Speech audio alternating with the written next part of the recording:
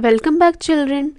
This is the second part of your G Science Lesson 5 Adaptation in Plants. Second part.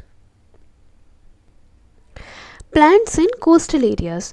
So you know, children, that coastal regions they receive a lot of rainfall, and also because of heavy rainfall and lots of beaches and oceans, the water there is salty.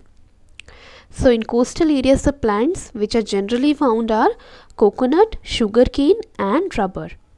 These plants are seen in coastal areas. Now let us see what are the adaptations in those plants. The trees are long, strong and straight to withstand winds.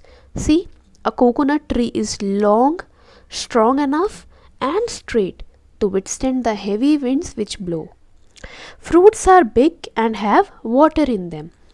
So the fruits which grow in the plants in coastal areas are big and they have water in them. For example, coconut. A coconut is a big fruit. It is big in size and it has water in it. Hairy and scaly leaves are found. So you can see the leaves, hairy texture and scaly. The next one is, children, plants in grasslands. Grasslands are those regions which do not receive sufficient rainfall.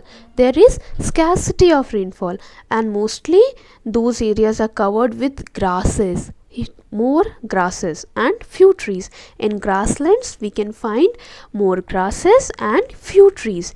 These plants have extensive root system to prevent uprooting by grazing animals. So the roots of these grasses, these plants are strong. They have a strong and extensive root system. Grasses have narrow leaves that prevent water loss. So the leaves of the grasses are narrow. Narrow means a little bit thin, which prevent water loss. Next is plants in rainforest. Rainforests grow in hot and wet climates. Though the climate is hot and wet, but it receives heavy rainfall, and many varieties of plants are found in a rainforest. Like we can find tall trees, short trees, climbers, all we can find in rainforest. And these all trees are evergreen in nature. Evergreen means, children, again, which do not shed their leaves at all and they remain green throughout the year. So in a rainforest, the plants, the trees, they remain green, evergreen throughout the year. Then let's recall. This you can do on your own. Now let us see aquatic plants. So from the name itself, children, we can know that the plants that grow in water are called aquatic plants. Aquatic plants are of three types: floating plants, fixed plants and underwater plants. Now what are floating plants?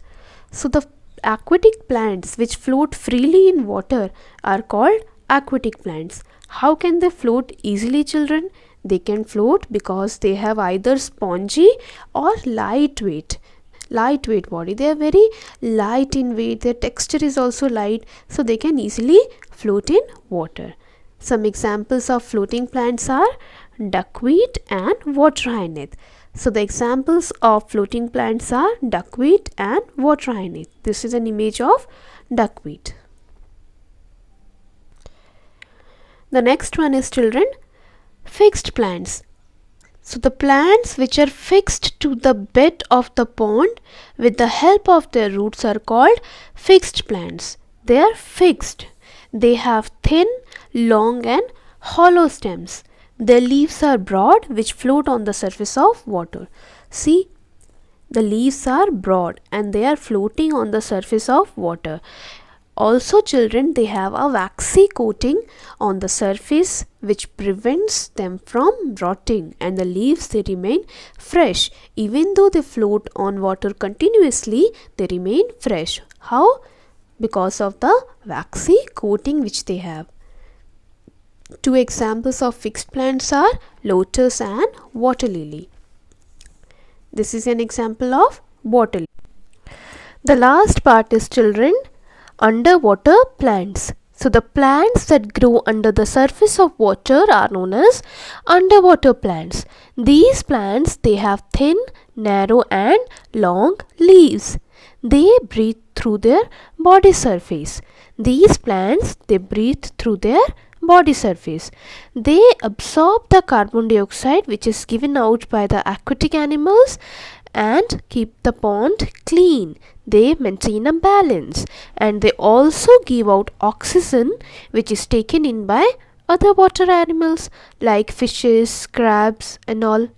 So plants, they give out oxygen which is taken in by the aquatic animals, and the aquatic animals give out carbon dioxide which is absorbed by the plants. In this way a balance is maintained. The examples of underwater plants are tape grass and pondweed.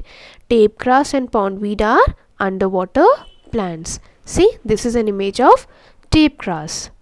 I hope you all have understood the chapter. Go through the chapter and have a thorough reading. If you have any doubt, feel free to ask. In the next video, we will be discussing about the exercises and question answers. Thank you.